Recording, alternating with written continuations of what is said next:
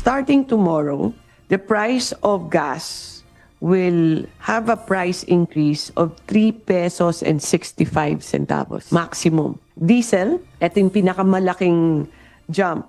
Pero sa diesel po, malaki po to kasi bumababa na sana tayo eh. Malaki ang panibagong ipatutupad na taas presyo sa produktong petrolyo simula bukas araw ng Martes, July 21. Base sa anunsyo ng Department of Energy, tataas ng hanggang 3 piso at 65 sentimo ang presyo ng gasolina bawat litro. Ang diesel naman, aakit ng 10 piso at 68 sentimo, habang 11 piso at 77 sentimo ang itataas ng kerosene.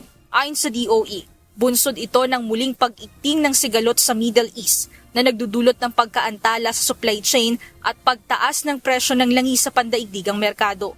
I would like to explain plainly, no, because I know fuel prices are on the minds of many Filipinos right now. When prices move, it is felt right away. The Department of Energy is on top of the situation and we are taking active steps to protect our people. Hindi po madali yung trabaho nito. Sa ngayon, tiniyak ng ahensya na umaabot pa sa halos 46 na araw ang kasalukuyang fuel inventory ng Pilipinas. Samantala, ayon sa DOE, posible ring sumunod ang pagtaas ng singil sa kuryente depende sa galaw ng presyo ng fuel sa mga susunod na linggo. We might see an increase in the price of electricity.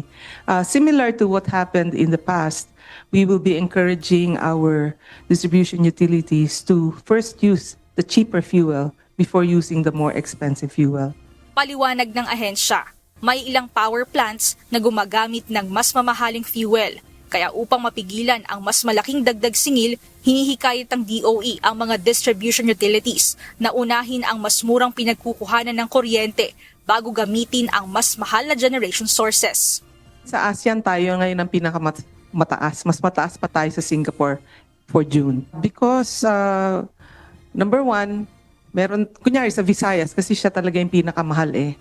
Dahil talagang may kakulangan tayo sa supply doon. Meron tayong 21 plants na forced outage and therefore, dependent siya talaga sa Luzon at saka sa Mindanao for imported power. Sa July 26 naman, inaasahang ilalabas ang susunod na comparison ng electricity rates sa ASEAN para makita kung mananatili ang Pilipinas bilang bansa na may pinakamataas na singil sa kuryente para sa buwan ng Hulyo.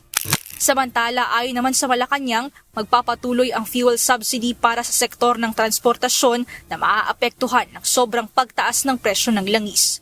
So, sa budget po for fuel subsidy for PUV drivers and operators, ay may 2.5 billion, katulad na sinabi po natin, na manggagaling po sa 2025 Continuing Fund. At ang Fuel Subsidy Program or Pantawid Pasada Program ay tuloy-tuloy pa rin po. Pero po yung service contracting ay na-implementa po to the fullest at wala na po itong additional funds.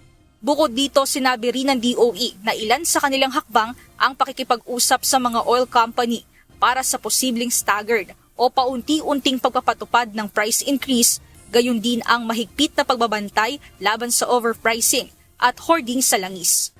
At yung na-report sa amin, pinupuntahan na po yan ngayon. So the enforcement is there. Meron ho kaming 4 na teams from the OIMB at meron ding corresponding teams.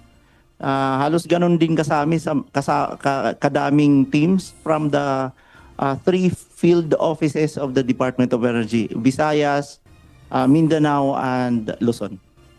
Habang patuloy na minomonitor ng DOE ang galaw ng presyo ng langis sa pandaigdigang merkado, nanawagan ng ahensya sa publiko na magtipid sa konsumo ng enerhiya upang mabawasan ang pressure sa supply maging sa singil ng kuryente.